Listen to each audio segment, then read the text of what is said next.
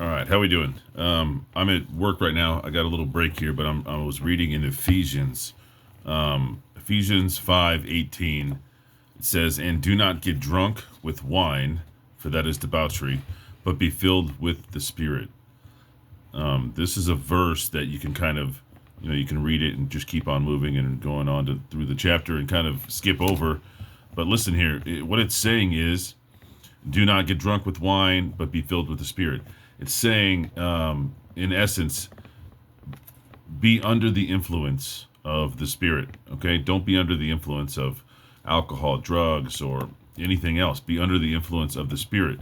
Don't be filled with anger or lust or hate or pride, but be filled with the Spirit. Don't be dominated by all these other things, because if you're full of all this other stuff, there's not a lot of room left in you to be filled by the Spirit. And so if you want the Spirit to influence you and guide you, you have got to let go of all of those things. Anything that's holding you back. Pride is obviously an easy one. Lust in these days is tough, man, with all the things that you see on the TV and on your phone, all the things that people have access to. Obviously, I know drinking wine in the Bible, people drink wine, but it's being pretty clear about don't be a drunkard, don't get hammered. You can have a glass of wine, you can drink wine with your meal or whatever you drink, a glass of whiskey, whatever it is. But it's just saying don't be drunk, don't be under the influence of it. Be under the influence of the Spirit, be filled with the Spirit. And so if you want the Spirit to influence your life, just know that you have to make room for it. Otherwise, it's going to be tough for God and the Holy Spirit to be a guide for you if you don't make room for Him, if that makes sense. So, just a quick little snippet there that just popped up while I was reading here on break.